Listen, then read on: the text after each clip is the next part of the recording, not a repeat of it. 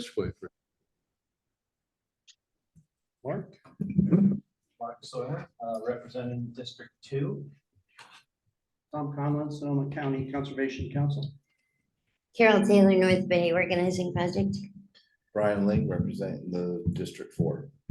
Jake McKenzie representing the Transportation and Land Use Coalition.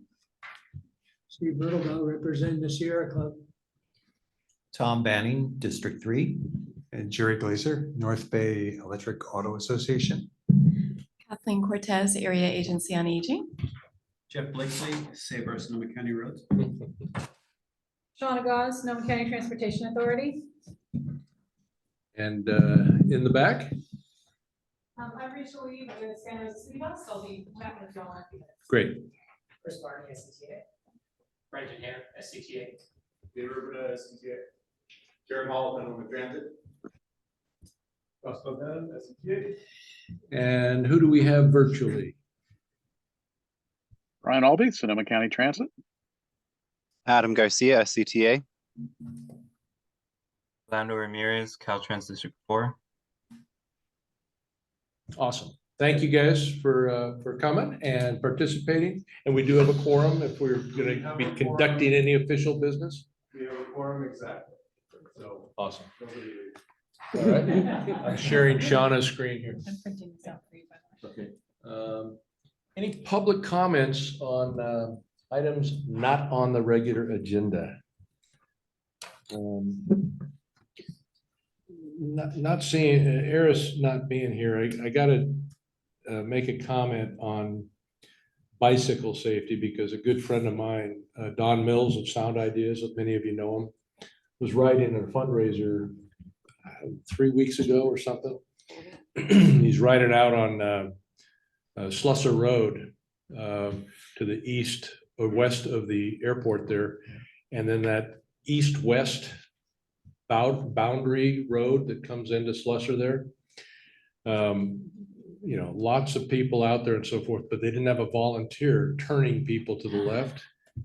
He got nailed from behind and he's going to survive, but he's not feeling very well. And so, you know, when it comes and bicycle safety hits home with somebody that you know, it matters even more. So anyways, hats off to. You talking about where that boundary road comes in with that strange turn? It's like a T-bone where it comes in. But it's not. But it's not. It's like, it's a split. You cannot see. Right. Right. Right. And he was riding up that grade and he hit that crest. And I'm just guessing that somebody, the gal that was riding behind him, hit that grade and just didn't even see him. Yeah, it was better if that intersection was a 90-degree at that intersection all the time. Yeah. You can't see traffic on the other side either, so. Yeah. So be careful out there, guys. Anyway, that's my only public comment on a non-agenda. So approval of the, we have 2 sets of meeting minutes that we need to look at and approve and so forth. Let's start with the July 31st minutes and see if there's a motion in a second to approve those. I think we had, did we have something that we were adding to that, Ross? We did. Unfortunately, Drew is out of the office today, filling in, but he did redo those notes. And based on comments from the committee, kind of changed the format. So take a look, see what you think. It's much more detailed. Okay, and Kathleen, this was mainly due to a comment that you had. Have you had a chance to look at those I minutes? did, yeah. Are we on It's board good, with, yeah. okay. Appreciate it. Good Yeah, suggestion. I'll let you know. I'll pass it along. Thank you. You bet. You can continue. So is there a motion to accept the minutes as amended for the July 31st? Why'd you do that since? So moved. So moved. Second. Any other discussion? Drew did a great job, so thank you guys. Good job. So is there any, we've got a motion here. Kathleen. Second was And the second Jake? was Jake. no further discussion. Suzanne. All those in favor signify aye. Aye. Oppose? Abstentions? Okay, so we're on to the next meeting, which is August 28th. And let's see if we have a motion to accept those minutes or any corrections therein. A motion here.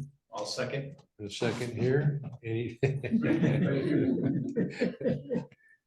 Any discussion? Tom, you have a point? Okay. No discussion. All those in favor of the minutes as submitted, signify. Aye. Opposed? None. And abstentions? None. All right. Thank you very much. Thank you, Mark. Thank you for that. All right, we are on to Sonoma County Transit Operators. Looking forward to this. Shonda, you want to do the intros? Thank you, Mr. Chair. So as we do each month, we bring you a project sponsor or Measure M recipient to give you a sort of rundown, an annual rundown of what they're using Measure M funds for. So this month we have all three transit operators here to discuss their goings on, and they have also agreed, we have also agreed with the committee that we will be bringing the transit integration study at a different time. We're going to bring that to you separately in January because it is a pretty meaty topic and we want to be able to have the transit operators talk about what they've been doing aside from that, specifically towards Measure M, and then we'll have a whole other opportunity to discuss the transit integration study in January. So with that, I'm going to vacate this location. Rachel, would you like to go first? Great. I'll have it, Awesome. yeah. Okay. And if you just want to give me a high sign, and I'll advance it. Hello. Chair Bryan, members of the committee, pleased to be here today to give you an update on Santa Rosa City Bus. And I'm sure there'll be some overlap between the three presentations, so I'll try not to go too deep and let the others comment on some of our shared topics as well. So next slide, please. By way of introduction, for those of you who may not be as familiar with CityBus, we are the municipal transit operator for the city of Santa Rosa. We run fixed route service and paratransit throughout Santa Rosa as well, a little bit beyond Santa Rosa for paratransit, just to assist with minimizing transfers for paratransit riders. We have 14 fixed routes, a 29 vehicle fixed route fleet, about a dozen paratransit vehicles. Last year we carried about 1.3 million passenger trips. Wow. Oh, right. Thank you. We also operate, this is a COVID recovery thing. We're really pleased with that number. Santa Rosa Transit Mall is our main facility that we operate downtown. We have 4 secondary hubs and we have connections at the Transit Mall to Sonoma County Transit, Golden Gate Transit, MTA, Greyhound. We also have connecting service to SMART and to Amtrak Thruway Bus. Quick snapshot on service levels. We're about 80% of our pre-COVID service levels. We'd love to be higher. We're struggling with recruitment. I'll touch on that in a couple of slides. So right now we're at about 80%. Primarily that means that there are some routes during the weekdays that aren't operating at their pre-pandemic frequency, which, as you well know, is a significant hardship for riders. We do find whenever we're able to get more service out there, ridership responds right away. So we know there's unmet demand in our system. I'm going to ask you to hold one moment to make sure I'm sharing correctly. I apologize. Okay, sure. For the folks at home. Oh, sorry, I didn't introduce myself. Yeah, yeah, sure. Sorry about that. I'm the Deputy Director of Transportation and Public Works for the city. So I manage the transit division, which operates Santa Rosa City Bus and Santa Rosa Paratransit. Thank you. Yeah, sorry about that. Okay, we're good. Awesome. Great, thank you. We can go to the next slide. So to touch on Measure M, the reason why we're here, our allocation was over 1.1 million in fiscal 22-23. That money goes right into our operating budget. It represents about 8.5% of our roughly $13.5 million operating budget for both fixed route and paratransit service. Measure M is a really important source of funding for us. It's a relatively stable local source of funding that we can count on for operations. So it's an important source for us that we use in our operating budget annually. Next slide, please. So just to touch on ridership a little bit, since we are still in a COVID recovery mode, we're seeing some great year-over-year increases in ridership. As you see in the chart in the lower right-hand corner, we came into the pandemic with about 1.8 million annual rides. We went down to less than half of that in the heart of the pandemic, and each year we've been jumping up a bit in ridership. So in the line chart, you'll see in 2021, the gray line, we between 2021 and 21-22, we took a big jump up, another big jump up for the last fiscal year, which gets us to about 1.3 million passenger trips. So Definitely a ways to go to grow back ridership, but we are seeing, as I mentioned, when we are able to put more service out there, we're seeing an immediate ridership response, which is really great to see. Next slide, please.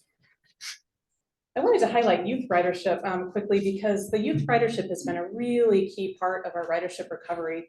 In July 2021, through a TFCA grant that was awarded through SCTA, we made all transit, all CityBus fare free for youth K through 12. So up to 12th grade, no youth in Santa Rosa were paying a fare. We immediately saw ridership increases. Within the first few months of that program, we had exceeded pre-pandemic youth ridership. Even in the last year, after already having the program in place for a year, we saw a 45% increase of youth ridership. So it continues to grow. Every time we think it's plateaued, it jumps up again. So currently we're at about a 98% increase over our pre-pandemic youth ridership. And that's hopefully going to continue to grow with the expansion of the program. I'll just note that that little bus on the slide, I want to make that our logo. Who drew that? Who drew It's that? a kid sent us a thank you card for the free rides, and it is a really good CityBus. It's got the bike rack on there, the tail lights, and I put it on everything. I probably owe that child some royalties for use of that image, but anyway, it's been great to see the feedback from the community. It's been a really positive response, and I think when I was here last year, I talked about some survey work we had done that showed a pretty resounding positive feedback from students and families, and stating that their school attendance had improved and that household car trips had been reduced, which was really great to see. Next slide, please. Which is why we're really excited about the extension and expansion of the program. So again, this gets into territory I share with Sonoma County Transit and Petaluma Transit, but we all collaborated on the free summer youth program with Marin Transit and SMART. Big success, ridership increases for all agencies. And we're very excited that the 3 local bus operators here in Sonoma County now have funding through the Sonoma County Climate Resiliency Fund to expand this program countywide and extend it through through June 2025. So that's going to be, I think, a really great program for all of our systems, and even more impact that we're all doing it together. Next slide, please. Wanted to touch on fleet electrification, not so much because there's Measure M in it at this time, but because it's just a significant activity of all of our agencies, and certainly for CityBus. So in the past year, we implemented our first battery electric bus charging station at the city's corporate yard that can charge up to 10 buses. We rolled out our first 4 battery electric buses in January, and are continuing to gain experience operating those vehicles. One thing I just learned from my team that I was really excited about is that our operators are doing a great job operating these vehicles efficiently, and we're doing a good job charging them efficiently. And the combination means that now our fuel costs are lower for the electric buses than for the diesel buses, which is great to see. On the capital side, this is incredibly expensive. This transition is off the charts expensive, but to start to see some savings on the operating side is really good news. Next slide, please. Oh, there's more on this slide. Maybe click it again, see if anything pops in. Oh yeah, keep going. Sorry, I didn't know this was in the, go, keep going, there's more. There should be, yes, I think that's it. Okay, sorry about that. I didn't know that was all that animation was in there. Wow. Yeah, so this is just a snapshot looking forward, what we expect our fixed route fleet to look like in 2026, if all goes well. So within the green box, you'll see the 2022 Proterra buses. Those are our first 4 buses that are on the road now. We have an additional 5 buses on order that we expect to be delivered in 2024. Those are on order with Proterra, and as you all may know, Proterra has filed for bankruptcy protection. So we're watching that process, and we're active in that process to see what happens with that order. And then we have 6 additional buses funded through SCTA's TIRCIP grant to be transitioned in 2026 to battery electric. And then going over to the left side, we also were fortunate this year to receive a federal grant that will allow us to convert the 2013 fleet to battery electric as well. So we've been really fortunate on the funding side with SCTA's assistance to be able to move this program forward. There's also money in these grants for expansion of the charging infrastructure, which will be necessary, and some resiliency components. Next slide, please. And I'll just wrap up just with some highlights of other current projects and initiatives in the coming year. Obviously, a major focus is staffing up among our bus operators. There's a number of things we're doing to assist with that. This year, we significantly increased the starting wage for new bus operators, and that is starting to show some benefit. We've looked at our training program to make sure that we're giving everyone the best shot at being retained as a successful bus operator. We're looking at how we market the position, how we do outreach to let people know about the opportunity to be a bus operator. For CityBus, they are directly operated, so you are a city employee as a bus operator with all the benefits that comes with that, making sure that that's understood in the community. We're currently in the middle of our CAD AVL system upgrade. That system does a lot for us in terms of management of the CityBus system, but the most important thing from the rider's standpoint is it's the source of our real-time bus tracking and bus arrival information that riders can receive via app, text, website, phone. So we're upgrading that system currently, and that'll roll out in the next couple of weeks to provide some higher quality and more technologically advanced versions of real-time information. And this is just a snapshot of the sign that was just installed as part of that project at the Transit Mall. Last week, we turned it on, and so it's giving predictions for all the systems that serve the Transit Mall, as well as SMART.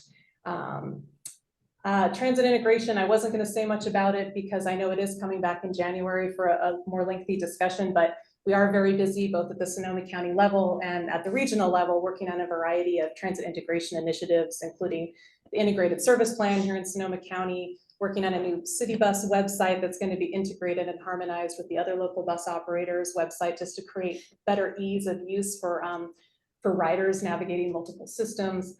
A lot going on at the MTC, lots going on at MTC level around regional integration. We're very busy supporting that work.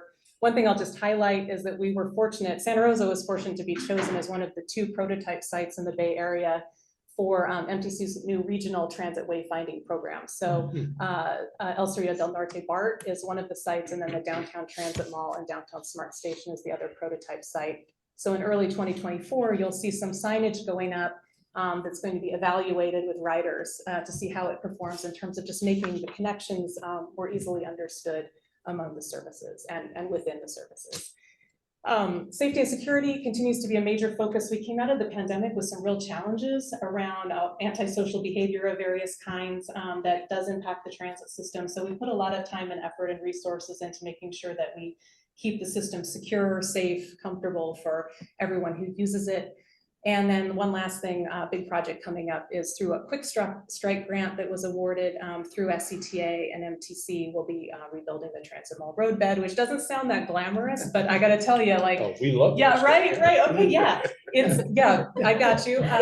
But yeah, I mean, you'll see the buses going over this 35-year-old roadbed and these big pieces of concrete sort of rock back and forth. It's time. So we're really excited about getting that improvement to the Transit Mall complete this year. So with that, I'll wrap up, and I guess I'll ask I can take questions now or later, depending on whatever you I prefer. think now, and then if we start getting into the realm of the next segment, cut us off.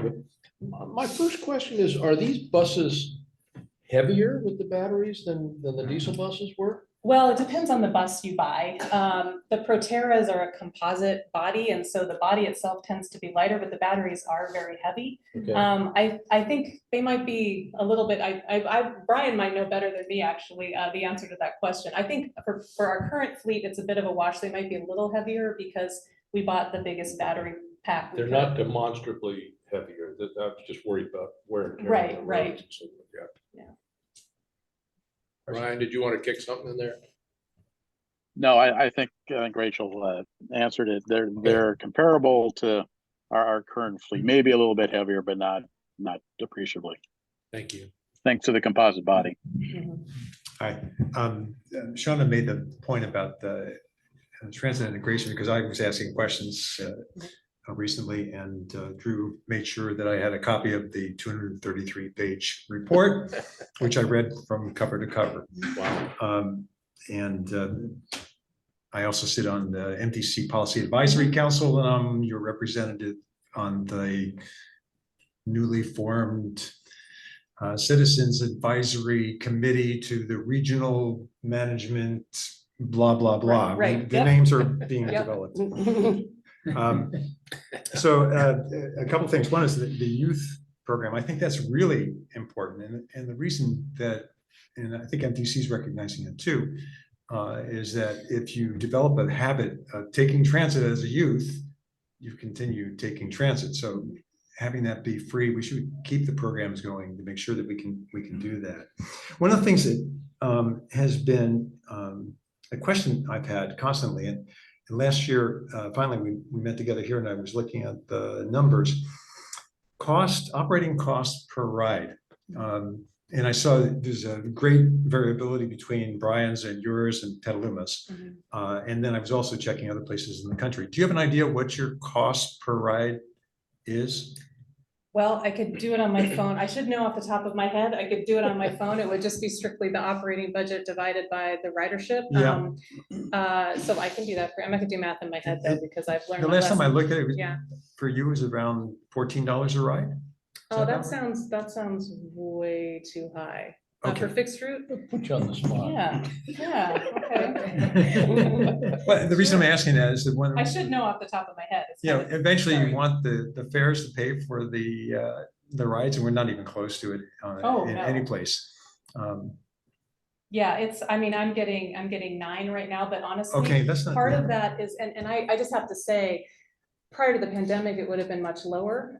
You know, we're out of balance right now, right? Because we still have the same fixed costs Yep. for a You don't lower have the level of ridership. service and Yeah. lower ridership. Yeah. So as the ridership returns, and you know, we've made adjustments where we can to the fixed costs, right? I mean, we're trying not to be too top heavy, but the reality is your liability insurance is your liability insurance, and you know, some of your admin staff positions are there no matter what level of service you're putting out on the road. But that will improve and it will drop as ridership recovers. And, Yeah. and the other question I have, and you've had the Proteras now for a year, is that? correct? Since they've been on the road since January. Since January. And have you noticed whether the maintenance cost has dropped substantially? I would say it's too soon to say at this time. I'll be honest, we've had some maintenance issues with the Proterra. That's all been warranty work, right? So right now, maintenance is costing us next to nothing because Okay. everything's under warranty, right?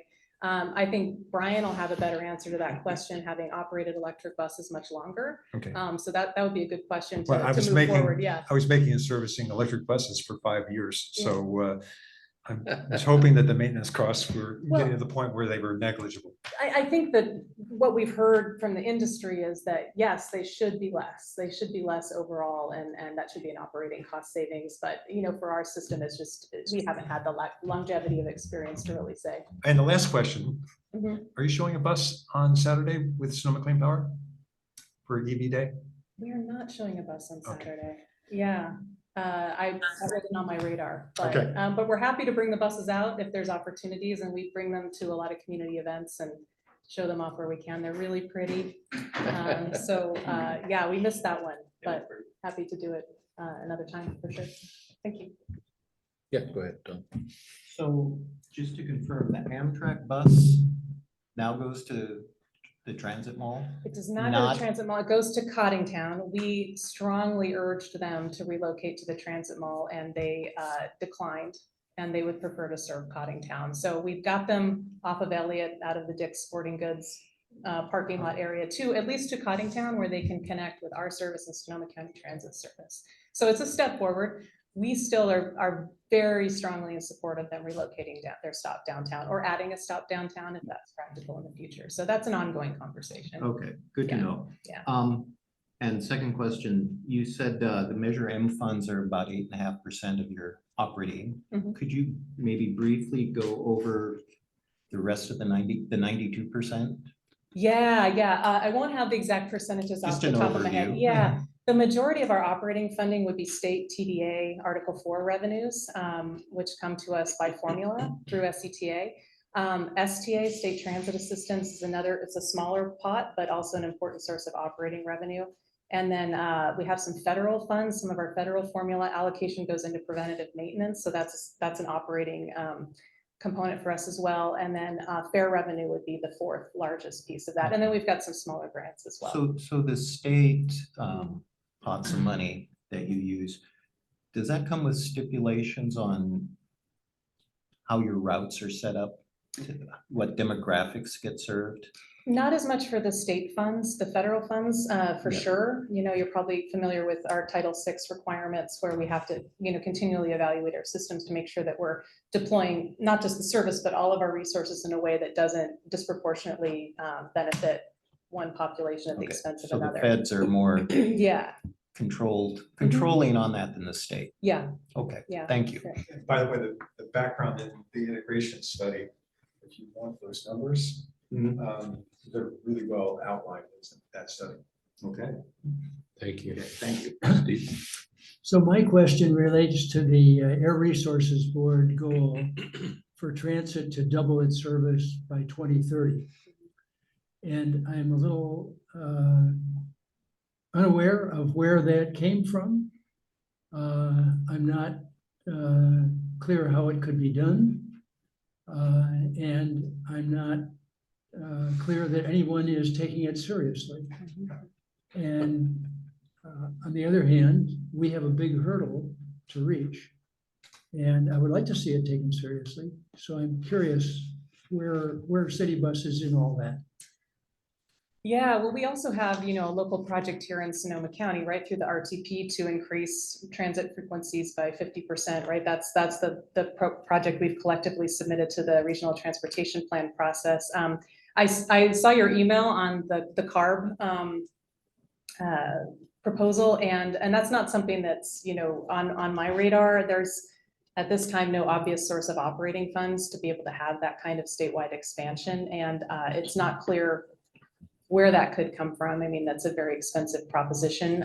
But I think what's happening is CARB and the other regional entities are recognizing that to drive the type of mode shift that's necessary to meet our air quality goals will require, you know, a significant investment in the quality of transit, right? I mean, to get people to really get out of their cars, service has to be much more frequent, much more convenient, and more robust in a lot of places than it is today, right? Including Sonoma County. So I think that's likely where that's coming from. I don't at this point have a comment on how that could be achieved financially. It's just a tall order to find operating dollars for really almost anything right now. And I think the current priority in this region is to make sure that some of the core services don't go off the fiscal cliff. And I think that's got to be the first thing that gets taken care of before we can really start to think about how we expand. So that's what I'm seeing in the local conversation as the first priority to really recover from the pandemic, get our service levels back up to what they were before, and then we can look forward. But yeah, unfortunately, I don't have a good answer on that one. I've seen two responses to the pandemic situation. One is that you have to get the ridership back to levels before you can actually do anything. And the other is that you have to have much more frequent service in order to get the ridership back. Sure. I sort of subscribe to the second within the resources available, that you have to have a product that's going to entice people back. People have a lot of options. I mean, even our lowest income riders have more options than just CityBus. So it really has to meet the needs before people will make that a habit. So, yeah. The shortest headway is 30 minutes, is that right? Well, 20 right now. And before the pandemic, we had our route on Mendocino Avenue and our route on Spassville Road at 15-minute headways. And we'll get back to that. The 20 minutes is more of a scheduling anomaly right now, just based on the math that it takes with our current staffing level to get the service out efficiently. But as soon as we have the opportunity with staffing, we'll be increasing those back to 15 minutes. And I will make the comment that when we did implement those 15-minute corridors back in 2017, the ridership just responded right away. I'm a believer. It was very quick to show an increase on both of those corridors. So I'm a big fan of the 15-minute headway wherever it's warranted and wherever we can pay for it. And we have those higher headways planned in other parts of our system, just not funded at this point. We have at least two more comments. Go ahead, Tom. There is a route in San Francisco that has 2.5-minute headways. Oh yeah, I know. And it's needed, right? Because those buses will fill up all day long. Yeah. Absolutely. Yeah, it sounds like you probably already answered this, but I'm just trying to tease this out. It sounds like ridership is back at 80%, but it sounds like maybe service is the new barrier to getting beyond 80%. So I'm just trying to confirm that. And it seemed as if you were saying that staffing is really your biggest challenge to get there. It is. You actually do have the budget to fill those slots. So that's an interesting place for us to be, even with the funding problems that we have, to go beyond that. You're on Evergreen Electric as part of it, as the city has made that decision. So you're paying for premium power. You don't have those silly signs on top of any of your buses that say clean natural gas, right? That's not county. Ask Brian. I'll ask Yeah. Brian that question, but you don't have that in the cities, you know, Rosa? No, we don't have any CNG powered buses, just diesel, hybrid, and now the electrics. And with all these new electric buses coming online, are you looking at any of the vehicle to grid opportunities? You have some of the biggest battery banks now in the city. Yeah, no, for sure. And I think we're really at the beginning of that process, and I'd be interested to hear what the other operators have to say about that question. But the city of Santa Rosa is going through a electrification master planning process right now. I know Petaluma has done the same. And, you know, certainly, you know, the vehicles are a huge asset, right? Especially you can imagine in a disaster or, you know, a grid incident. So that will be part of what is looked at through that study for how we can support other functions. Yeah, because PG&E is mobile doing power. a lot of innovation research in this area right now. Yeah. A lot of new movement in this area. It looks like your new signage at the Transit Mall, Downtown Transit Center, looks like it integrates the county bus. One of the things I've noticed as a rider is it's hard to find in the old paper maps. It's hard to find the county information. The city information is everywhere and prominent. But for those of us who are using the transit center as county riders, I found along one corner, I finally did encounter it by accident. But it looks like maybe that central wayfinding sign, that new system will solve that problem. Yeah, and the wayfinding signs have had multi-operator information for some time. This is just an upgrade of that system and replacement of the hardware. But, you know, I think two things. First of all, you know, through this integration process that you'll hear more about in January, you know, we're talking about how we better integrate schedule information among multiple operators and make that more prominent and available to the public. So that's certainly something we're open to. And then MTC's prototype for the regional wayfinding is also taking a look at, you know, how do we better provide multi-operator public information in a facility like the transit mall that's served by so many different agencies. So I think you're right. Honestly, I think we can do way better than we're doing today in terms of making the multi-operator information really visible to the public. So yeah, point taken, but I think it's also something that we've got a couple tracks to work on. We can talk about that in the integration section. Thank you. Thank you. Jeff? Just a couple things. I noticed in your classroom planning, when you're gonna get more electric buses. The last year, the 6 buses, I think, you had 5 to 6. Are they also the same bus type that's in the companies? Got a little problem, or have you switched to the manufacturer? Well, we've got the 4 buses on the road. We have 5 buses on order also with Proterra, which is the same manufacturer. Beyond that, we have no commitments. Okay, you just have the plan to do it. Yeah. So we're evaluating, you know, every time we do a bus buy, we're looking at who's in the market, what are they offering, what's the battery capacity, what's the price. And, you know, there's something to be said for, you know, you can make the argument to have a consistent fleet, but especially with the new technology, there's an argument to be made for diversifying, right? And don't put all your eggs in one basket. So, you know, we're definitely evaluating the other manufacturers for the future purchases. And secondly, you said you hadn't started the notice of savings, operating costs and fuel costs. So that's going to be dependent on diesel's cost. Sure. At the time. But yeah, of course. Do you have a rough idea what that would be percentage wise? I mean, is it saving 10% in charging versus fuel, or just curious? So I actually have some recent numbers. So our average for the last year, diesel cost per mile just for fuel, 78 cents. Electric is as low as 60 cents, up to 74 cents in the last few months. So it's not like an enormous savings. And again, as diesel prices change, as PG's rate structure, you know, rate increases happen, that may change a bit. But are you getting any special dispensation on the rates? Yeah, there's a special fleet rate that we're able to take advantage of for the electricity. For the electricity. Yeah. Excellent. Thank you. Yeah. A couple of follows. One was that number surprises me because with cars, we're closer to 25% of the cost versus gasoline. But Tom brought up the question on B2G, and not for today, but I brought that up both with the company I worked for before about adding B2G to their buses. And they reacted that most of their customers, and you might fit in the same boat, it doesn't match the duck curve. So B2G doesn't turn out to be beneficial, but you can't figure out, you can't charge at the time that everybody wants you to charge, and discharge at the time wants you to discharge. Okay. That's one. And one question I had from reading the report and in general from now writing transit finally, are we buying the right size buses? Are we filling them? What's the capacity on the bus? Should we have something smaller? I know we have to pay for a driver. That's the major problem.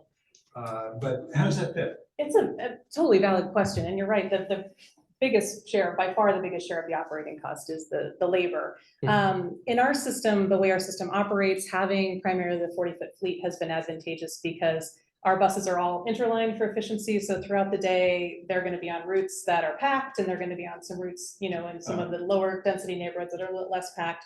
And so it's just helpful to have that capacity for when we need it, like at the bell times or, you know, some of the big commute times. That said, I think there are opportunities to maybe go a little bit smaller. We actually just purchased a couple of 30-foot cutaways, and well, they're on order. And we've thought about 35-foot buses, just a little bit smaller. You know, there are some operating savings potentially with a little bit smaller vehicle. And, you know, we are all collectively talking about things like microtransit and other types of modes that could fit into the network at some point that might be operated with a much smaller vehicle, right? Smaller batteries and smaller batteries and also the vehicles themselves are substantially less expensive. We've deployed the buses in Mountain View. And those are maybe 20 passenger running through frequently. Yeah, and I mean, you know, there's a lot of factors that go into it. I think it's something we continually look at. I mean, you know, you don't get the longevity on some of the smaller vehicles. You know, they're lighter duty. You might get 7 years as opposed to 12 to 15, and so you have to factor that in. But you know, it's something we're definitely looking at. I think we'll probably for the foreseeable future be a primarily 40-foot system, but you might start to see some more diversity in vehicle size. We've seen difference in these also. The ones in Mountain View, we deployed them in 2013, 2014. They're still running. Yeah. That's Okay. pretty good, 9 years. Great.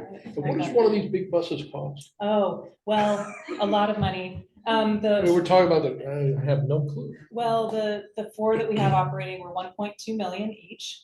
Part of that was that we ordered for range purposes the biggest batteries on the market at the time, and I will say that's definitely paying off. I mean, we didn't want to have our first go with electric buses be we're limping back into the yard with 2% charge, or you know, or be towed back in, you know. So we bought really big batteries. Also anticipating the battery degradation, and so far it's totally paying off. We're coming back in with about 30% state of charge at the end of like a 14 to 15 hour day on 150 miles and plus, and plenty of room for that degradation to continue to occur over the life of the bus and still have charge. So that definitely drives the cost, but whatever battery you get, these buses are very expensive, and I'm sure the other operators can weigh in on the cost. Do you qualify for HVIP fund? Yeah. So we had HVIP for those buses, and we have vouchers for the next 5 as well. 250,000. I think when we our last purchase, it was 150,000 per bus. So it varies. Well, thank you. Great presentation. Thank you very much. Thank you very much, Rachel. Shauna, is Brian next? Who wants to go first? Petaluma, all right. Or Sonoma County, I mean.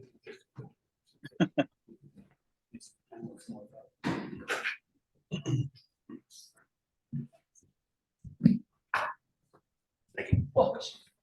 Thank you. Tough act to follow. Yes. Thank you for coming up. Appreciate it. Absolutely. Well, thanks for having me and all the transit operators. It's always great to have the opportunity to come down and talk about transit. So we're always very appreciative of that. I'm Jared Hall, Transit Manager for Petaluma Transit. And we have a brief presentation for you here today.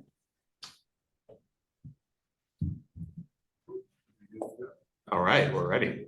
So in terms of the Petaluma Transit system, you can go to the next slide, please. We currently have 6 regular fixed routes, which you can see on the map. Highway 101 and Petaluma River kind of bisects the city of Petaluma there, as people know.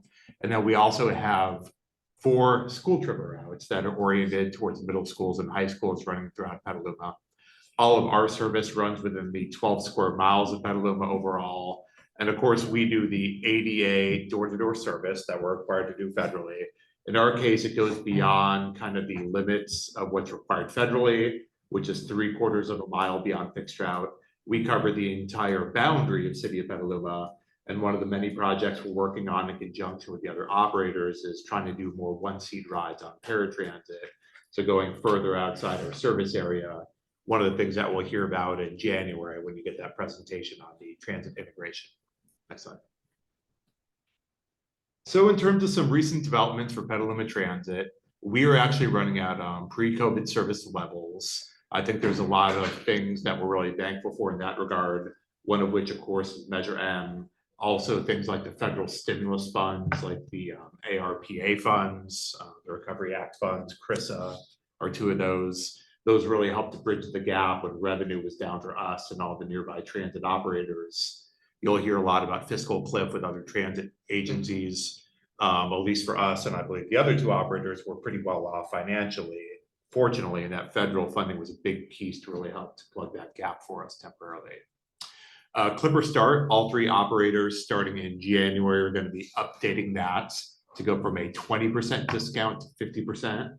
And that, of course, is the program for low-income people. So all throughout the region, if you're on Clipper and you meet the income criteria for that, you can apply through MTC, get accepted, and you'll now get 50% off your fares through that program. So that will be starting early next year.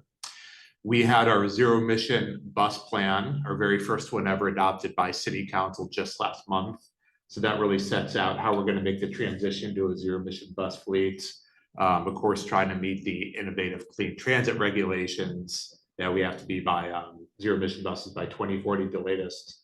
In the case of Petaluma, we're trying to be especially aggressive.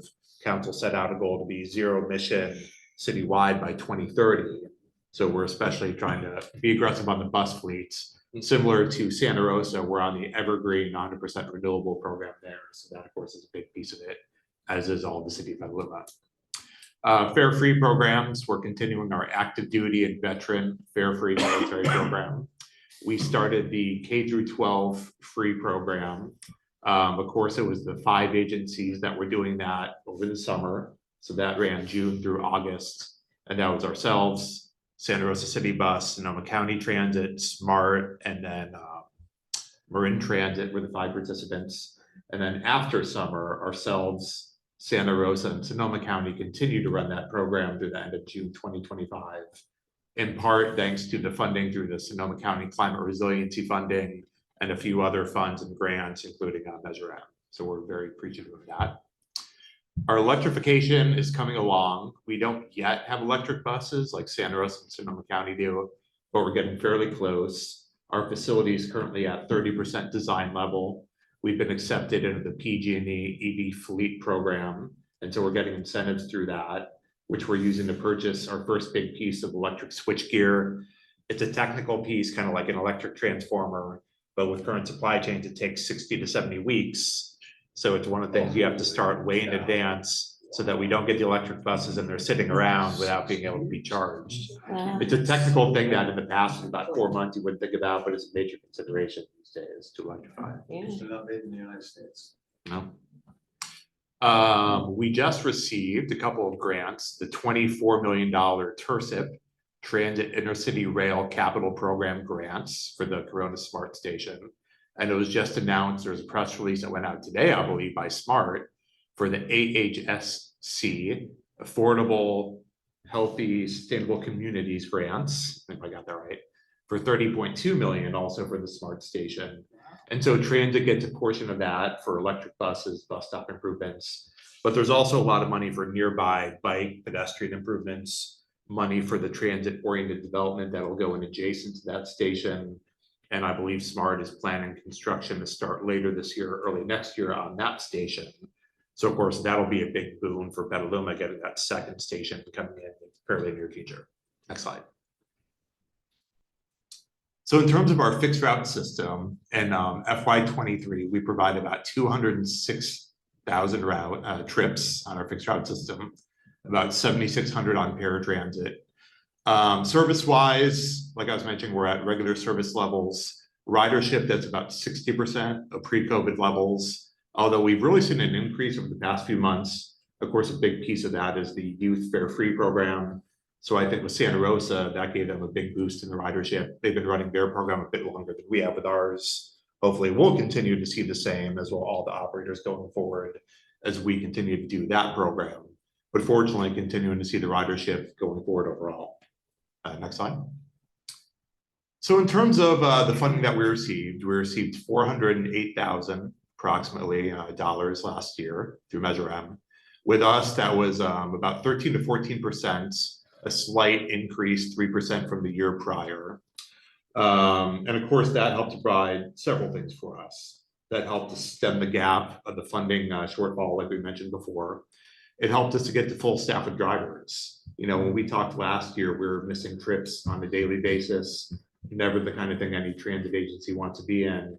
Right now, knock on wood, we're covering all the service. And so we have enough operators. A big piece of that is having enough funding through the various funding sources to pay a competitive wage. It's been difficult in the industry for a while to find enough drivers. It's only getting more and more difficult. And you really need to be on par with your peer transit agencies. Fortunately, now we are, that is no longer one of the big inhibitors to providing more service going forward like it was in the past. So we're very appreciative of that. And we're doing a lot more marketing and communication fare-free programs. We just refilled our marketing communication position. So we have an awesome employee who's helping us out with that as well. Next slide. So in terms of the highlights, what we've been putting the Measure M funding for, amongst many other things, is providing more service, especially on Route 11, which is our east-west Petaluma connector route running on Washington. We're doing more fare-free programs like we talked about, more weekend service. We're doing more grant funds between a combination of the staff that we can hire with all our different funds like Measure M. And then sometimes when there's local match requirements, et cetera, it's great to have funding sources such as Measure M that help to be that local funding source, because a lot of grants require that. It really helps you leverage your funds and get more and more benefit out of the dollars. That's one of the things that people don't always know with these grants. They think it's just the pure dollars you get. It really gives you the leverage to get even more money out of it as well, as a huge piece. And then, like I was talking about, those two grants, you know, the staff and the local funding that we get from Measure M really help to come into play with receiving those. Next slide. So in terms of the transit vision, sorry, that's a bit small for some of the people here. Of course, we're doing a lot of the great collaboration efforts. Rachel touched on a few. We'll be talking more about those, of course, in January, things like the integrated websites and the shared paratransit application. But we're looking to add more bus service on our main corridors, bumping up frequency on Washington, North McDowell, and possibly Lakeville up to 15 minutes. We're looking at starting a microtransit shuttle pilot. Of course, SMART has been running their Connect service for several months now. That's connecting from the SMART station to the Santa Rosa Airport. Petaluma is studying doing its first microtransit pilot program starting in FY24. So we have an ad hoc group of our transit advisory committee that's looking at that currently. We're looking at doing a pilot program with companies like Uber, Lyft, where we can subsidize trips for that to help fill in some of the service gaps we have, maybe later at night, things like that. When we're not running, we generally run until about 9 p.m. This would help to fill in some of those service gaps. So something we're considering right now. Our first electric buses were about a month and a half off from ordering those. We anticipate about a 12-month build time with those, but getting very close to ordering those buses. Of course, a big piece of that is having all the funds lined up in advance, so you don't have huge shortfalls, and Measure M is a big piece of that as well. Our fleet electrification, we're looking at doing the yard improvements that I mentioned. Overall, we want our timeline to be concurrent with the electric buses, both taking approximately a year from now. So when the improvements are made to the yard, the buses are arriving, we can hopefully use those from day one, and all the chargers are all ready to go. And so that's one of our big initiatives doing right now. Fare-free systems, we talked about those.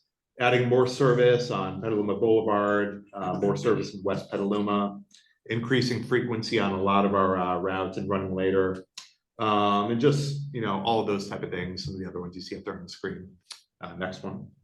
Of course, a funding bridge until Sonoma ramps up in FY25, I believe, to the revised levels, yes, FY25. Couple other things, a couple of notes I made. So we also were doing a CAD ADL system upgrade, our intelligent bus system like Rachel. We did a joint request for proposals. We're also going with GMB for that. Just got approved by our council about a month ago. So San Rosa is about 4 months ahead of us or so with that. So we'll be implementing that soon. Websites, we're working on coordinated websites right now. That'll be really nice for all our agencies to have refreshed websites. We think the public will like that a lot.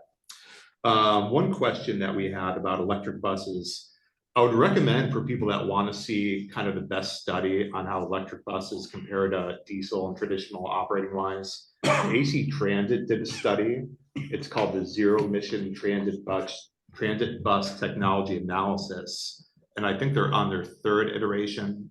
They've been running electric buses, both electric and hydrogen fuel cell for several years. And they purchased almost identical buses with those different technologies at the same time. They're running them compared to diesel buses that they had to really do an apples to apples comparison. And you can see in the study how it compares with maintenance costs, operating costs per mile. So they are a bit further along in terms of operating electric buses than we are. But if people want to see a study to really see how that compares, I would recommend reading that study. I mean, some of the quick thoughts with it are that, you know, the maintenance costs, there's not a huge savings there. In theory, you know, there's less parts, less things to replace on an electric bus. Their experience so far has been that's not the case. You know, electric buses are relatively newer compared to diesel and things like that. Hopefully that comes along, so it'll continue to improve. And then on the cost per mile, that's a big variance, of course. Your electricity costs, your diesel costs, that fluctuates quite a bit. But if you really want to see a good analysis, I'd recommend taking a look at that one. And that's about it. Happy to take any questions. What does the CAD technology system cost? So in our case, I think it was about 650,000 for our fleet. It runs on our fixed route bus fleet, which is 14 vehicles. In our case, we also have 11 cutaway vehicles. But it's really the intelligence system of the buses that let you run a modern transit system. So it's things like when you get on the bus, it helps to coordinate the automated messages, both on the signs and what it's saying audibly. It allows you to run your buses in real time so people can see where they're running on the app. It allows you to have scheduling software so your drivers can see the schedule on the onboard computer on the bus. There's about a dozen or so systems that tie into the CAD ADL that really allow you to run kind of a modern, you know, bus system that would be very difficult otherwise. Okay. I think it was on your first slide, you mentioned door-to-door service. I think that's a goal, or is that something that's in practice now? And could you just kind of expand on how that works? Is that something where people call up? That was ADA. It's Specific, wasn't it? It was just specific to ADA? Single seat. And what I'm getting at is this kind of where it's going, or a question for Rachel and Brian as well? Are we headed there if you look out 25 years from now? Is it going to be door-to-door service for everybody? With the aging population? All of us, like a fancy taxi cab. Well, that's something we hear about from more and more people is, you know, we know kind of the demographics in Sonoma County, the aging population. So more and more people want and need those kind of mobility resources. One of the reasons we're looking at things like microtransit, maybe it helps to fill that gap somewhat. In this case, as was mentioned, the door-to-door service is the ADA complimentary paratransit service. So not everyone can use that. You do have to apply. You have to have a medical condition that would not allow you to ride fixed route service. But once you apply, which you can do for free, and you're accepted into that program, then you can take advantage and ride paratransit. So not anyone can do it right now. I mean, going forward, you know, we'll figure out if that program or other ones are kind of the best resource to help provide more of that mobility. But of course, a lot of the great studies that have been done in the county talk about kind of the needs for seniors, adding more and more resources, whether that or other types of programs, maybe like microtransit or kind of this TNC subsidy program, things like that. Thank you. Sure. Thank you. By the way, congratulations on answering half of my questions before I asked them. Yeah, I still have them. The question, one of my friends once said, why aren't the buses charging up where PG&E has the electricity?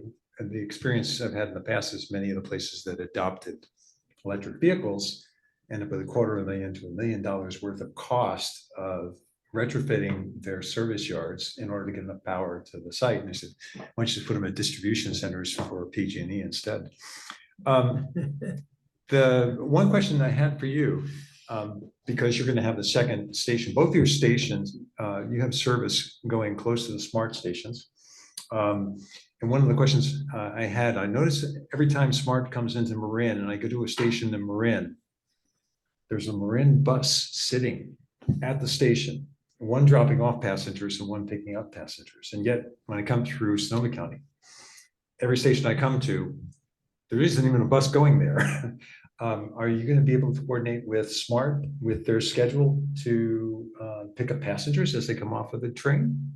Well, that's definitely the hope. That's a piece we've been trying to do thus far. You know, several years ago, there was a connectivity study that Smart did with the transit agencies, figuring out what that looks like from the local operator perspective, providing those feeder services to connect to and from Smarts. You know, over the years, several services have been implemented, and that's one of the things that we're running with routes like 24 in Petaluma Transit's case connects to the Smart station downtown now. The new station will be on Route 2 that runs on North McDowell. But even then, possibly adding more service. Obviously, Smart just did their first pilot of microtransit connecting to Santa Rosa Airport. They are definitely open to discussing partnerships with us. We've had a few conversations. I think we both jointly want to try to maximize the connectivity to the stations, whether it's transit or even things like bike share with a recent RFP that SCTA reissued. But yeah, I think it's looking at those, whether it's fixed route, other solutions, maybe like microtransit, even bike ped, how we connect to those stations and add even more connections. And they agree. I know hearing Eddie, their GM, talk before, he'll talk about the need for really improving and strengthening those first and bottom mile connections to making sure that Smart is a real viable, successful service in the long run. I think we all join in kind of that goal. So a different question. This one had to do with the point, you have fixed routes and you have on demand. And one of the questions I keep asking in different places, I probably should ask to everybody, is there a place where we should be looking at not having fixed routes? The headways are major problems, and often, actually in Sebastopol, I see all the time, we've got a 45-minute headway for the loop around Sebastopol. And unfortunately, it's empty most of the time. But if it was on demand, it might have more passengers. Is there any way of doing on demand and incorporating that more and more, not just using Uber, but and this is UPS, DHL, FedEx, optimize the delivery of packages? Can we optimize our delivery of passengers? I mean, potentially, it's something that all the agencies are looking at right now, and one of the coordination efforts that we're working on. It really kind of differs in each area and each community and kind of the needs of it. But I think it's something that we're looking at. I mean, with each system, it's kind of a balance of how much you want to run service that's going to be higher ridership down your main arterials and try to haul as many people, offset somewhat with how much you want to provide coverage throughout the city and reaching things that are necessary for people to get to, things like hospitals, things like that, where it may not always be the most productive service, but it's a really high need and high value to serve it. And there's no magic recipe for it. Everyone's opinions kind of vary on the balance of the two. But I think that's something that we're looking at going forward, you know, whether fixed route is the right option for all of those areas, maybe going forward in some, like in the case of Petaluma, maybe microtransit, especially if it's like a lower frequency area. Microtransit, you know, several areas have been running it for a while. They've done a few pilots with some mixed results. So I think if we do it, we want to make sure that it's successful. We're implementing in the right area, right sizing kind of the service for the demand in it to strike that balance. It'd be great next year to hear from you what your experience turns out to be with Uber Transit. And I noticed a number of transit agencies in the East Coast have started incorporating Uber or any other of the others and subcontracting with them for that last mile portion. Absolutely. Yeah. I'm really interested in your extending service till 10 p.m. I was wondering how many hours that is and what kind of problems you had to conquer to do that. So right now we're running till about 8:30 PM on weekdays. I would say it's a combination of, having enough riders that it makes sense, so the buses aren't too empty. It's always kind of the chicken and the egg thing, if you run it, how many riders do you get? The driver issue has been a major shortfall. I think we're looking better now that we have on that. The vehicle fleet is always a consideration for us. I mean, we're a small agency with one operating yard, and we're actually fairly built out within it. We don't have room for a lot more buses quantity wise. It's not as much an issue later at night. We have more of them back, but overall service wise throughout the course of the day, that can be an issue because we don't have room for 3 more buses in our yard, even if we wanted to. And then of course, there's always a funding piece. If you do have the funding, given all the priorities we've been talking about, what is the priority when you put the money? Is it middle of the day on major corridors? Is it school-based? Is it late at night, expanding that service window? It's always kind of considering all those things and deciding where you want to invest the money to provide the most benefit to the community, really. What's driving your decision to extend it? We hear a lot of feedback, obviously if it's running until 9 o'clock, that's not serving everyone. If you're a service industry worker, working at restaurants, things like that, you often get off and the service isn't running beyond that. If you're going downtown and want to have a drink or go out for dinner or something, it's nice to have more options available. A lot of those kind of things, nothing new that people probably haven't heard before, but that's kind of the common ones. Thank you. Sure. Yeah, real quick, because we want to get to Brian. Yeah. The distance between the smart station and your transit mall is a little long. Is there any thought about uniting them? Moving the transit mall over to the station? Not in combining the two, but I would say part of that is right now between the two, it's of course an open lot that's fenced off. So a lot of that is it's not a very pleasant place, frankly, to hang out, to walk around. So it seems like a huge distance. Getting off at Smart and walking to downtown seems like it's a big distance because there's not activities there. There's not a lot of other people walking around. There's not coffee shops like there will be when that's developed. That parcel and the one between Copeland and Weller Street are 2 of the ones that Petaluma has identified for transit-oriented developments. So once that happens, the fence line goes away. There will be a street that goes through the middle called the Transverse Street. So the walk will be even shorter and it'll be more enjoyable, more people, more activities, more art and benches and things like that. So I wouldn't say there's necessarily a thought of combining the two, but I think once it's fully built out and you see those things, that distance in people's kind of mind will be a lot shorter because it'll be a lot more enjoyable than what it is currently. Even now, it's not that far if you're late for the bus. Yeah. It's just simply going around. You just run. Yeah, it's circuitous when you're going around. Right, it's not a very pleasant walk. I ran for a couple of days. Yeah. Well, Jared, thank you very much. Thank you. Thank you. Thanks for having me.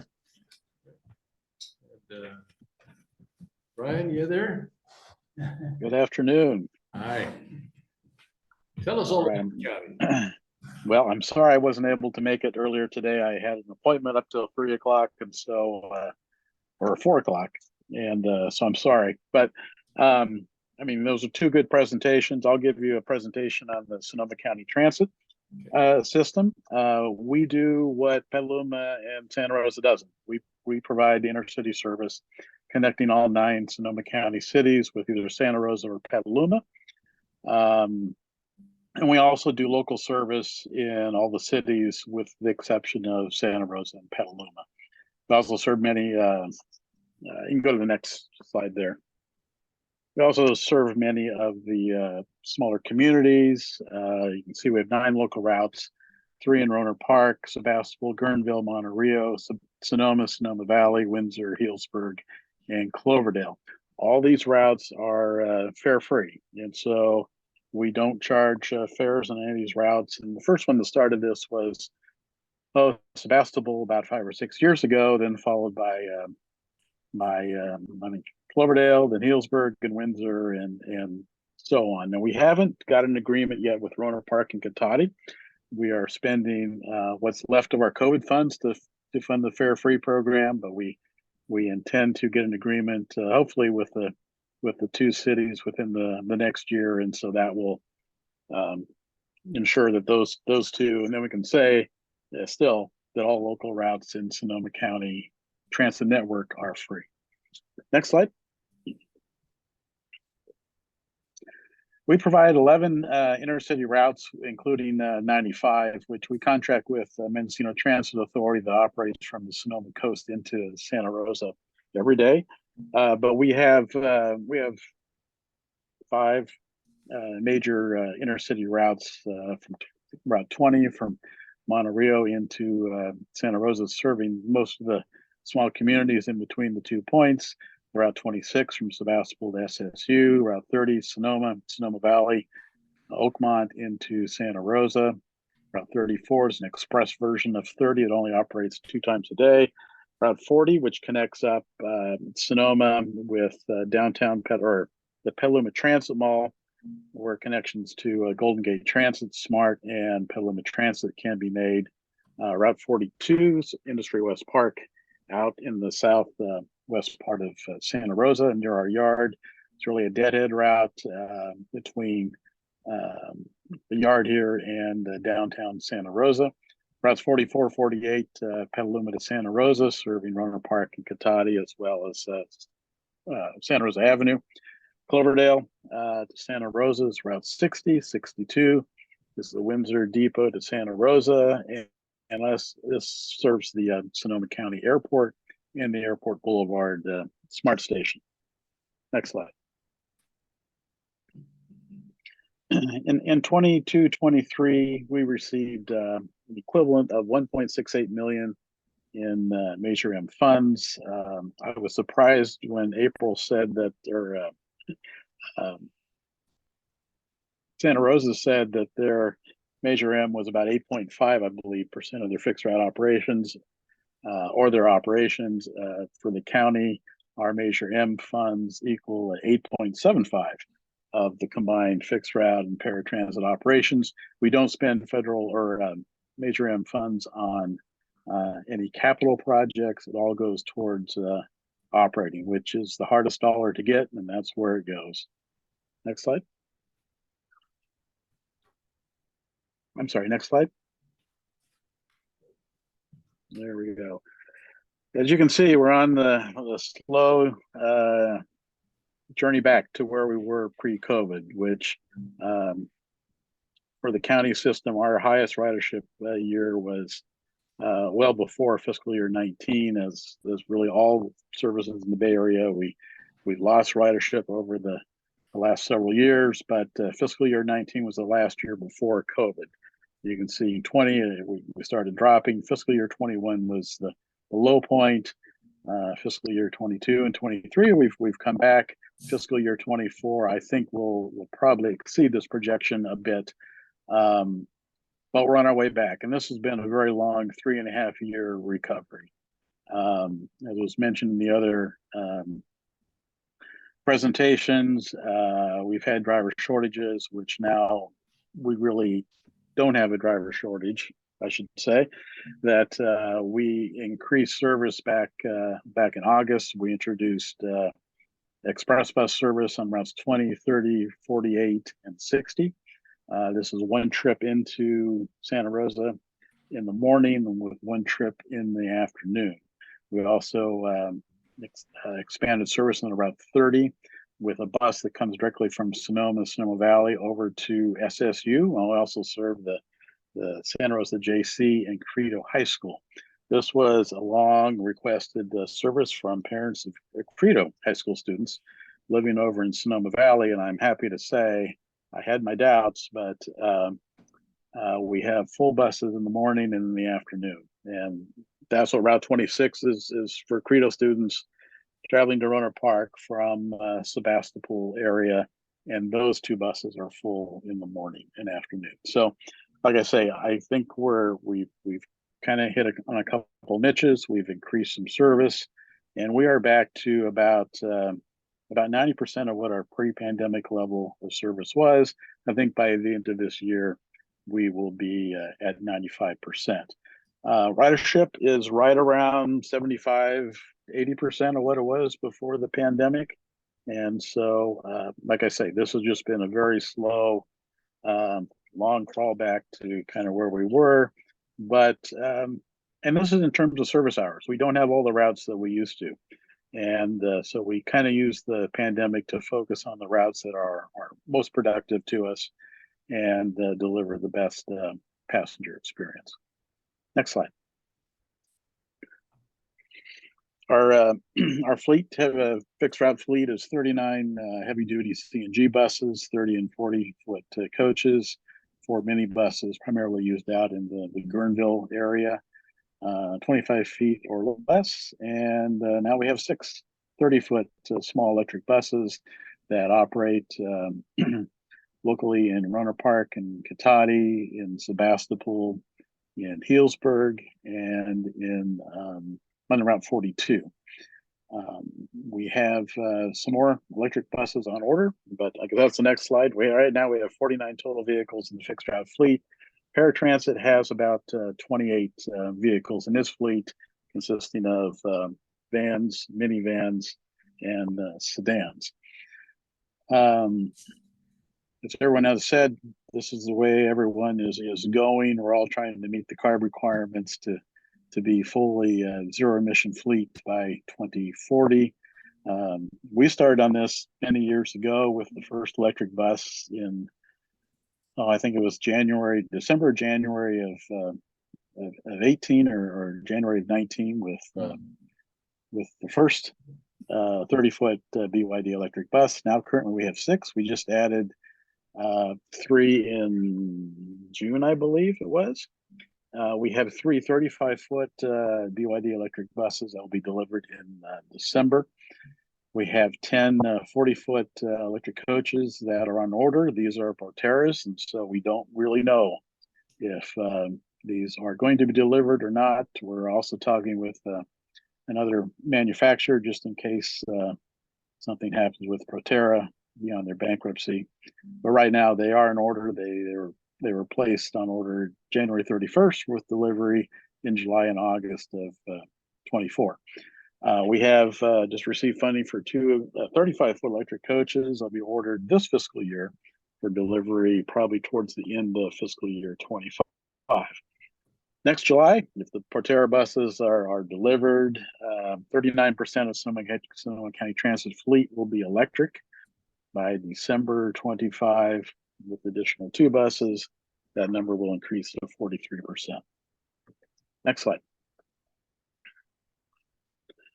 This is a big challenge. We have to charge all these buses, and this is something that all the transit operators have been working on as well. And this, I think, is more difficult than buying the buses and getting the buses to you. Is working with PG&E and getting the excess capacity or new capacity to our transit yard. This was a process that began about 3 years ago here. We just had put out to bid the charging facility you see outlined here. It's charging facilities for 19 buses overnight. I think we can do 30 buses. This will charge the AC powered 30-foot BYD buses and the DC powered 35-foot BYD buses and the 10 40-foot coaches. This is construction of this project will commence probably in the next month or so. The board is going to award, hopefully, a construction contract to the low bidder of the project on October 3rd, next Tuesday. And within the project, we included a natural gas powered generator, which is very large. But since we have natural gas here, we decided to take advantage of that. And with that generator, when the utilities no longer can provide power here for a shortage, we can at least charge 10 buses at a time. So it's not the whole fleet, but we could charge really half what the capability, or a third, I guess, ultimately, of what the facility is overnight. And this will be something that gets phased in over a number of years. This is just kind of the first phase. As more CNG buses are retired, more compressor or more chargers will come in, and we will charge them on what was the CNG island. And so we've kind of built out on the north and the west side of the lots with this improvement, but future improvements will be on the CNG island as those buses get replaced, and then we will order more natural gas powered generators to help us out when utility power is down. Next slide.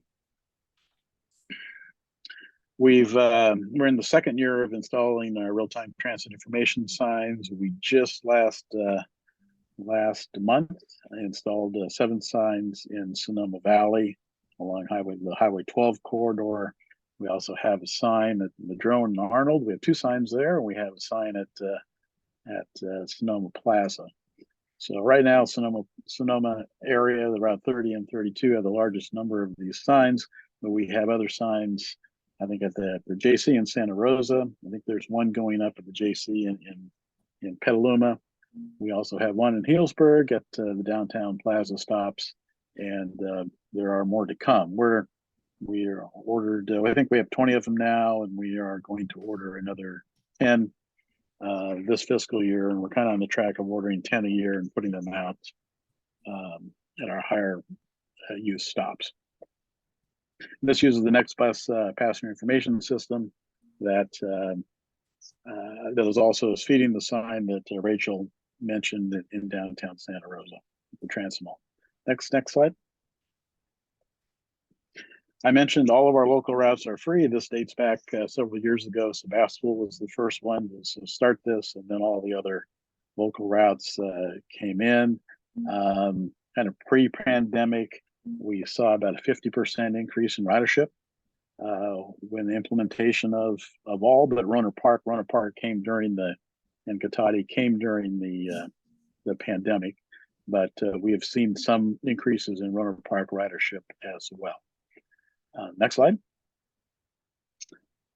And back in 1995, the Board of Supervisors approved a subsidy to allow all college students from any college in Sonoma County, mainly SRJC, followed by Sonoma State, to ride free, and they have kept up their subsidy for this program, the bulk of which has shifted to the JC and SSU, however.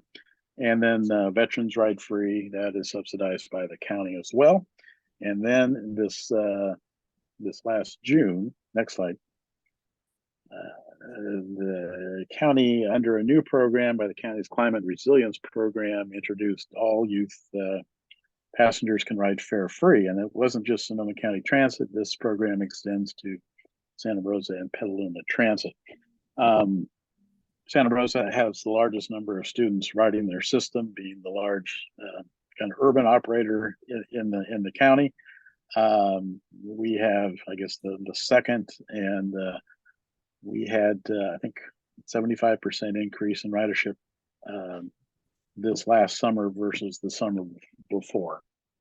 And so I think we're all off to a very good positive start with the youth program, in that we get kids riding transit, considering transit when they're young and in school. And then we also pay for trips in college that maybe when they become adults, this will be part of what their normal travel is and what they pass on to their children as well. Next slide. Sonoma County Paratransit. Our paratransit service is operated the same days and hours as in the same service area as fixed route service.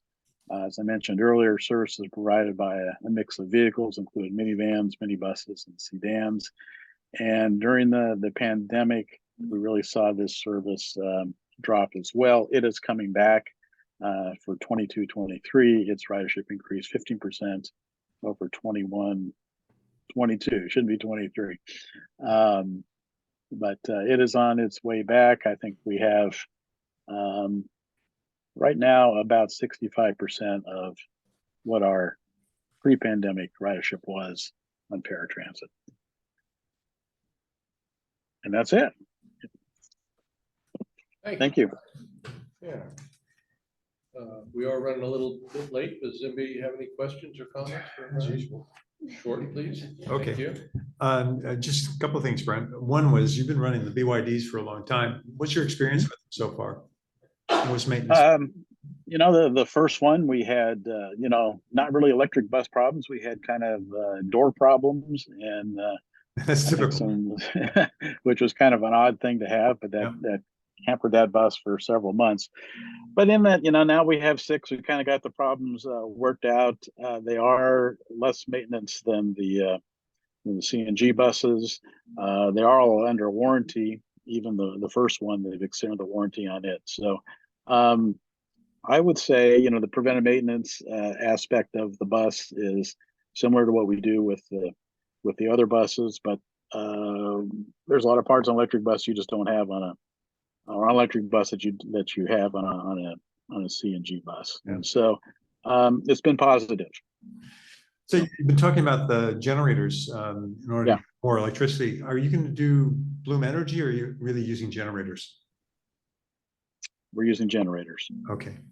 One big generator. Did you look at Bloom Energy and doing something like that with fuel cells?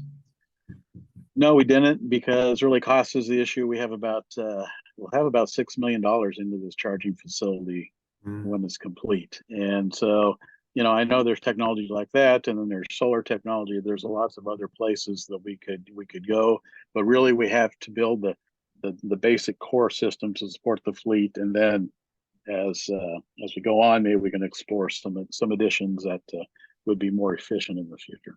And the last question has to do with those transit signs. Is there an app that can tap the same data so people with mobile devices, if they're not at one of the more popular places, could get the same kind of information? Yeah, you go to nextbus.com on your mobile phone. You can dial up Sonoma County Transit, and it'll know where you're at by your phone's location, and it'll give you the nearest buses near you. Thanks. Brian, thank you very, very much for your presentation. And Jared and Rachel, thank you guys as well. And that concludes. Shauna, you're up. Great. Thank you. Thank you. I want to hear about this letter. Thank you, Mr. Chair. This item is just an informational item. It's something we bring to you every year. It's each of the Measure M recipients is required under Measure M to provide an annual reporting letter on how they spent their funding, or if they spent their funding. And so we receive letters for all of the programs, the local streets and roads program. We receive it for the local bus transit. We receive it for rail. We receive it for the local street projects and the bicycle and pedestrian projects. So all of the sponsors and recipients were able to submit their letters on time, except for one of the transit operators, but we have since received that reporting letter. So everybody is in and reported, and we are using that information to compile the annual report, which will come to you in a couple of months. Thank you very much. Any questions or comments? The letters are available, and I can make them available to you. I didn't include them. There's a lot of them, but I can certainly. Specific ones. Sure, absolutely. Great. Thanks, Shauna. Sure. James, how are we doing financially? We're doing great. Okay.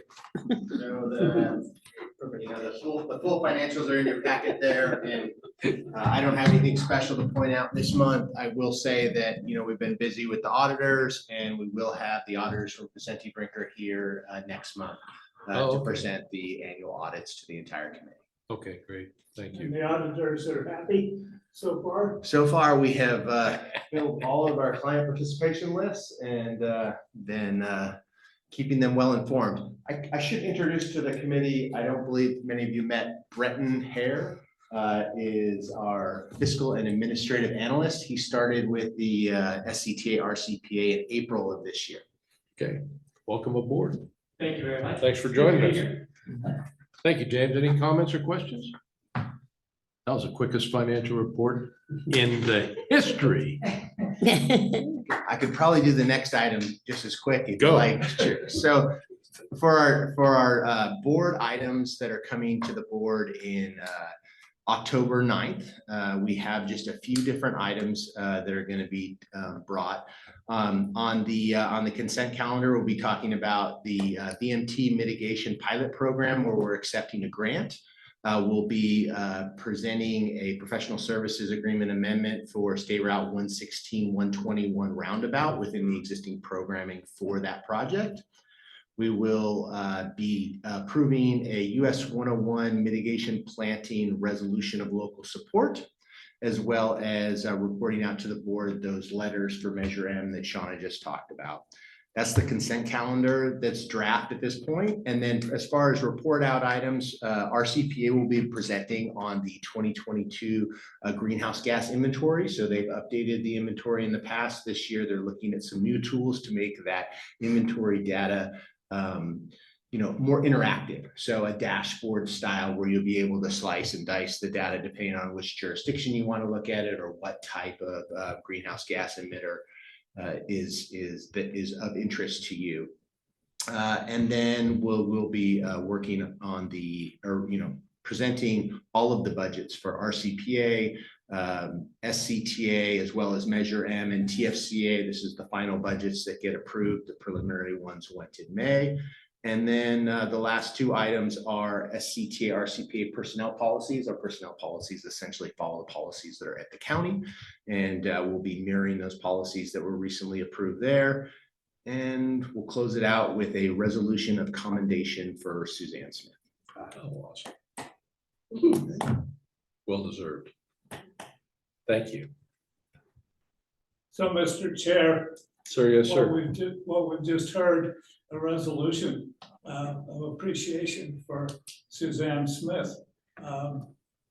Will this be the last time that she will be with the Citizens Advisory Committee in her current capacity? This is it. Has it come to our minds that we might want to say something? Well, you should be the one to say it because you're the more eloquent than I am, but, and you've got a longer track record with her, but. I'm known to be loquacious, yes. Yeah. Is she still? I leave that to the audience. I think it would be appropriate that if Suzanne is still here. She laughed, of course. Probably. Anyway. I was thinking she was through October, but she's only here until October 1st. Yeah. Mr. Chair, I would like to put a motion on the floor, and I realize that this is not noted in our meeting agenda. Could even consider an urgency motion, but maybe we don't have to be so formal about the whole thing. I don't think well, Rick's not here, our parliamentarian. We can get away with it probably. Go ahead. Well, as someone who worked with Suzanne Smith over her long. You want to wait until she's here? She is. Well, there she is. Hi. You did come and sit in the seat here. Well, I bittersweet for us. Thank you. Yeah. Anyway, Executive Director, I did ask the chair if it would be appropriate for us as a Citizens Advisory Committee to put something on the record in terms of your service over the decades, one can say. Yep. Yep, the decades. And I may be the only person at this table who has worked with you during the length of that service. Yeah. Even you, John, I don't know. I'm fresh to the scene.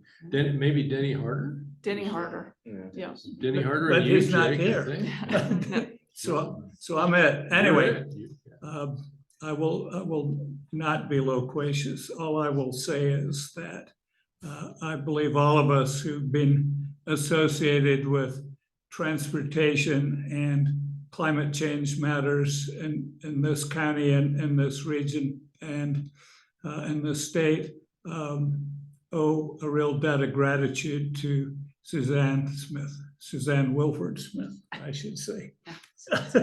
You can blush modestly now.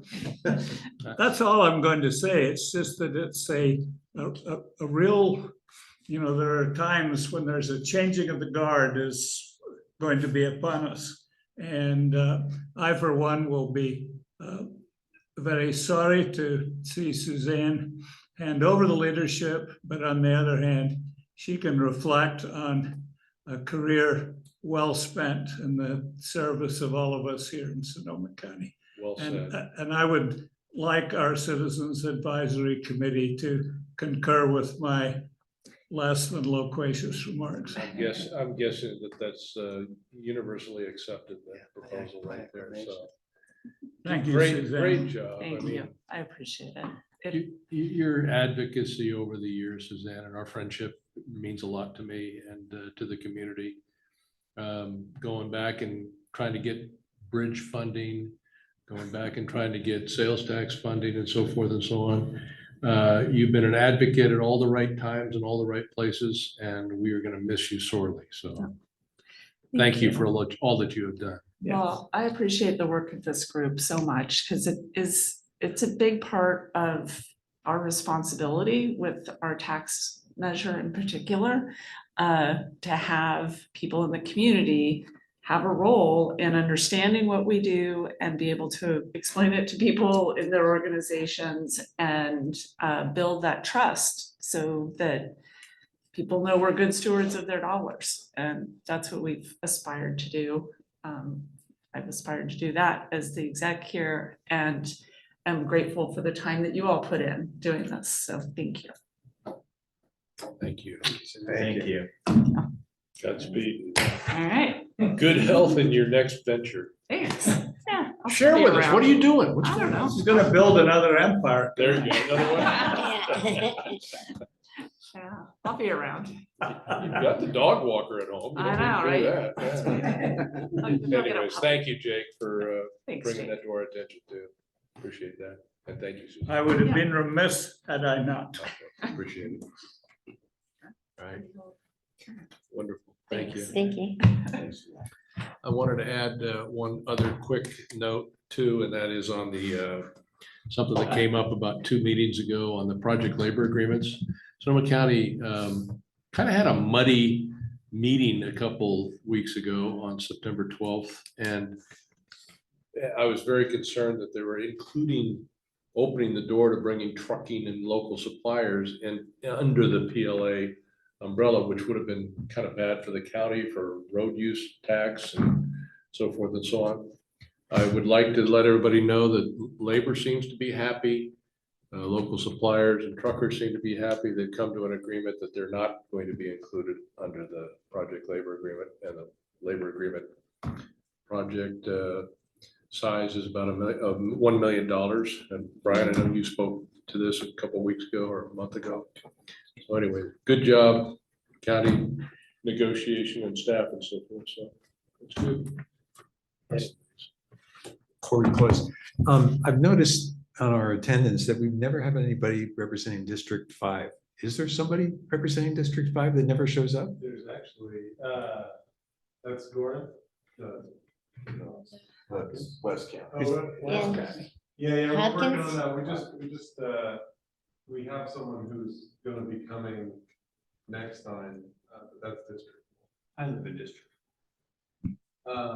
So that is good for both CAC and CAAC. We have been having a heck of a time finding someone to represent that. Okay. We've had some people that Vice-Chair Hopkins wanted to represent, and they weren't able to, or outside of the area.